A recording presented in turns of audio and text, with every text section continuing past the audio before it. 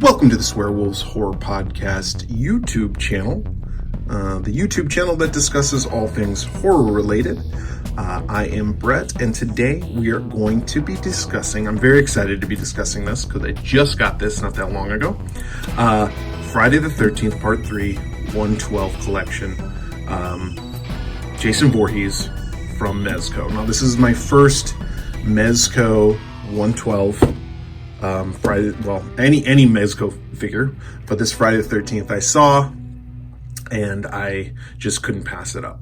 So I wanted to show everybody on here. Now, part 3, Jason Voorhees, is probably one of my favorites. It's between that one and part 4. And those two movies, I think, go together so well. They're a good double feature to watch. So I highly recommend. If you haven't seen those movies, why are you watching this video? But if you have a chance to watch both those movies together, do so. It's a great double feature. But anyway, we're going to be talking about this Friday the 13th, Jason Voorhees. The box is really big. I can't fit it all on the screen right now, but when we get to the figure, we'll be able to see that a little bit better. We'll go to the side here. As most of you know, Friday the 13th Part 3 was filmed in 3D, so it has this cool 3D graphic on the side here. The back, we get to see a little bit of what we are in store for inside. Let's see. We got the Jason figure. Got a couple of weapons. We got a pitchfork, fireplace poker, and a spear gun. A couple more weapons over here. We got an axe, a cleaver, a knife, a wrench, and a machete. We got the 112 collective display base and adjustable posing post. We got some different sets of hands here. It looks like 3 sets of hands. And we got 2 different heads. We got the head that you see right there, and then the head after the axe goes into it. 6 interchangeable hands, 2 interchangeable heads, and 2 removable masks. And there we get to see the figure right there, mezcotoys.com. Visit them on Facebook, Twitter, Instagram, and YouTube. This is licensed from New Line Cinema, and then on the side here, we just got more of that Friday the 13th graphic. Top, we just got this cool kind of embossed 112 collective pose play display logo, and on the bottom, we got more only for ages 18 and up, not a toy for children, intended for adult collectors only.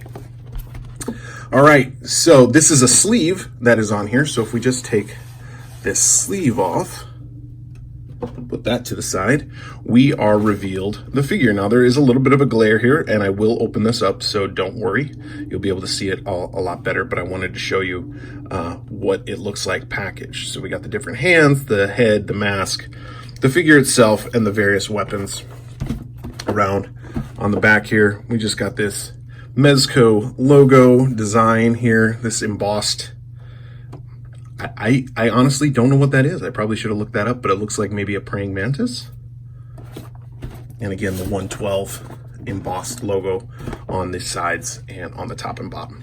So let me go ahead and get this opened up. We'll get it out of the package, and then we'll start showing off all the different accessories that it has. All right, I got it opened up, and let me tell you, the packaging on this 112 figure was awesome. I loved the way everything was nice and neatly packaged.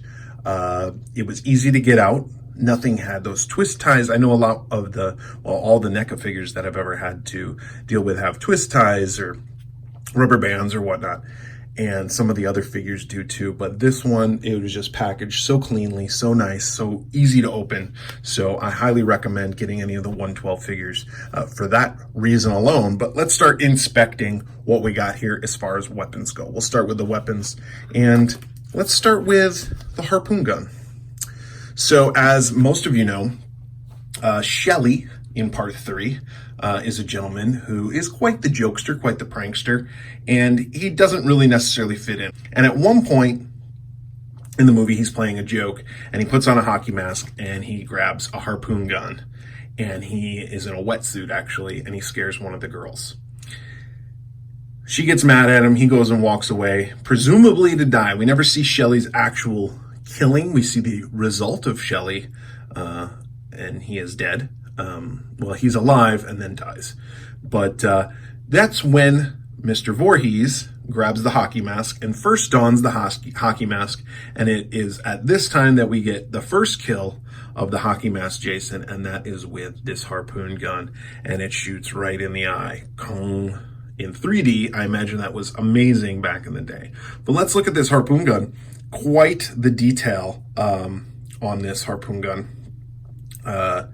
We have some nice weathered, you can see the metal kind of exposing, and we have the gun itself. It's nice and sharp, and you got the tension coil.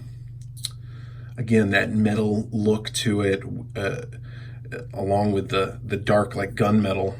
I just think the detail on this is by far the best detail I've ever seen on one of these weapons. I'm looking at this for the first time, and this is really, I'm looking at it through the camera actually, and this is awesome. So I really like this weapon. This is a good start. All right, let's go on to the wrench. We got a little monkey wrench here. Again, the detail is just so, I mean, the time and energy that they put into this, you can tell that, I mean, there's a lot of pride that goes into this work here on this collector item. And this is why it's not a toy. You know, this is why you spend a little bit more money for these. But if you are a collector, this is where the money goes into. It's all this detail. And you can see right there, you can see how good that looks. Good on the wrench. We're 2 for 2. Let's go to this like hunting knife here. We got some blood on the hunting knife. The handle has the rivets in it. This is your pretty typical knife, but again, the detail looks really good. The blood stains and the handle itself.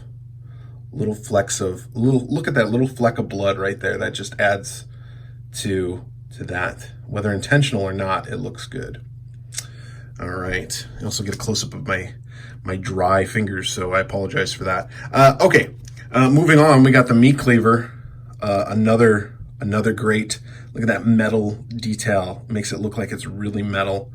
Obviously, this is all plastic, but the handle, and look, even down the center, I don't know what that's called, but when the knife goes all the way down and you got the wood on either side and it's held together on rivets, that's how these kind of knives are, at least good ones. And this one is no exception. It's a really good replication, and you can see how small it is. I mean, that's my fingernail. So this is really small, but a lot of detail goes into that. We're 4 for 4. Let's move on to the fire poker, another good weapon that is used in this one, and this one is covered in blood. Good, it looks metal. It's a little flimsy. I'm able to bend it, so don't do that. The handle, a little bit weathered, which I like. Makes it look like it's old. It's been around for a while. All right. Let's move to the axe. This is a famous scene in the movie where Jason gets an axe to the forehead. We'll probably end up posing our Jason like that. But you can see the wooden handle just looks really good. I mean, that looks like it's made out of wood, the grain detail along that handle base. And again, the metal. And then you got the blood, of course. So some really fine detail put into this. Let's see. Yeah, just all throughout it. Just the grain. It's the time that it took to do this is probably a long time. Pitchfork, another classic weapon in this movie. I believe, what's her name? Fox gets a pitchfork. One of the biker gang, the female, she gets a pitchfork right through the neck in the upper part of the barn. I tell you what, I was scared of barns for a long time after this movie came out. This was, again, one of my favorites. It's slowly becoming my favorite Friday the 13th movie, and I hope to one day be able to see it in the theater in 3D. Again, you got 5 pointed ends here, and they are very flimsy, so this is not a lot of pressure at all. So just be careful, but the detail, they're not skimping on detail on this. You get what you pay for, and you pay quite a bit of money as opposed to any other type of toy. But again, this is a collector's piece, so it's for collectors. Very good. And last but not least, Jason's probably most infamous weapon is a machete, and he uses it quite a bit throughout the movies. But I noticed, I was watching a Friday the 13th movie not that long ago, and he actually only used the machete once in the movie I was watching. I believe it was part 7. He uses quite a bit of different types of unique weapons in that. A little bit of hair on there. But again, the handle with the rivets. You got that extended piece right there. And the metal and the blood. Looks really good. So that's the weapons. So let's move on to another thing that came in here is this base. Now, this base is got a little peg hole right here. You're going to see a little bit of reflection on there, but Friday the 13th, part 3, with Jason coming out of the screen in 3 dimensions. Bottom of it, oh, you can see me. There I am. But the bottom of it, just regular plastic. But this is a really cool base that any collector would enjoy having to display their figures. I like that they included a base. A lot of figures that I've been collecting now, I have to buy separate stands for them, figure stands, and it's nice to have a base, especially a base that is primarily or only for the figure that you're using to stand it on. They also have this armature here. Now, I don't think this armature is going to be necessary for this figure, because he does have peg holes, and we'll just use the peg there to do that. But you would remove the peg and put this armature in place. And they also make like 112 Superman or Batman figures.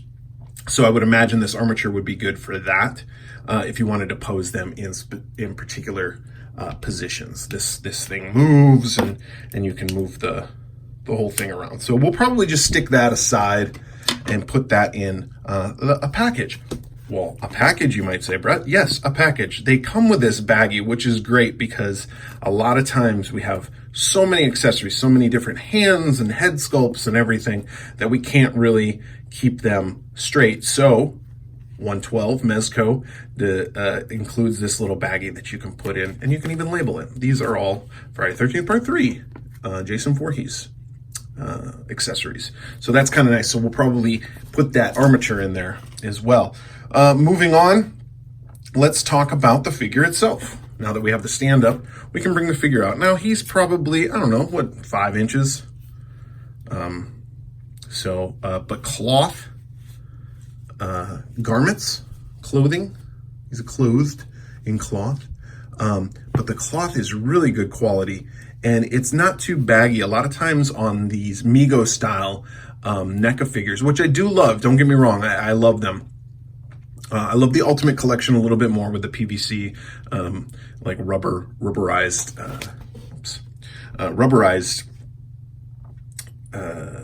clothes. But this one has on the NECA ones, the clothing is a little too baggy sometimes. So it looks a little cheesy, if you will, but here they got it right. Now this clothing, I mean, down to the hunchback, this is just really cool. And this could double for a part 4 Jason as well, as we'll see with the head sculpt, because they look virtually the same from part 3 to part 4. Part 5, of course, is not Jason. It is Roy. Take the mask off here, and we got the head sculpt. And look at that head sculpt. That is just a great sculpting of the head for Jason. Such detail, such fine detail put into that. He looks exactly like he should look. The ear, missing ear, the eyes kind of offset, the mouth all fucked up, top of the head. I mean, he is not a good looking guy. Again, the clothes, the stitching, is just phenomenal. It does come with a notice saying, hey, don't remove the clothing. These aren't meant to be removed. Even the undershirt is cloth. And I'm not going to like remove it or anything, but you can see that down to the hands. And we got a couple different types of hands. We got 3 sets of hands. And then the boots. I was Jason Voorhees for Halloween last year. And if I can, I'll throw in a picture of myself and Swearwolf, the Swearwolves, David and Alan, as we dressed up for Halloween last year. But the boot detail, and I went with a part 3 Jason, of course. So again, the mask is right here. And this is the hockey mask he gets in the movie. And there we go. Now you got to imagine, like the first couple of kills in the movie, people are seeing this. That's scary enough, but put this mask on him, and it's like, this guy is fucked up looking. And that's a good mask. Let's take a look at the mask a little bit more in detail. Just the weathering and the texture, and you even got the rivets, the button rivets at the bottom underneath the red. Those are set out. It's a really good looking mask. It's all plastic or rubberized plastic. Fits nicely over the head. This is just a good figure. Again, peg holes on the bottom of the feet, so I don't think we're gonna have a hard time standing up old Jason. And there he is in all of his glory. Now I've debated how I'm going to pose him, but I think what we're gonna do is we're gonna use this extra head when I pose him and stick him up on my shelf. The plastic aside. Or I think we're gonna use this extra head right here. Again, it's the same sculpt pretty much, maybe a different facial, but he's got that gash right there from where the axe hits him. Head just will pop on. I might have a stand that I can put this head on. I'll have to take a look and see if that those NECA stands that I got will work. I'm sure they will. But we'll put his head right there. And then of course that head comes with the same hockey mask, only this time it's got the blood stains on it. So that will just fit nicely over his head. Like, it would fit nicely over his head if I could get it on there properly. Come on. Come on, Brett. Don't be such a futz. There's his eyes. Okay. Fits nicely, and that axe, the gash will line up with the cut in the helmet like that. So I think what we're going to do is we'll put this head on and we'll use, let's see, I'll put this in the shot here so we can see it. We got a couple more things to talk about. We got the hands. Now, there is a scene in the movie where he gets hit in the head with an axe, and he's got these hands on. God, little hairs. Little tiny lint. Got these hands coming out at the screen, and he's got the axe in his head. So I think what we'll do is we'll probably pose him like that and use these two hands, or these two. But he's got different hands so he can hold different things. Like this would be a trigger for the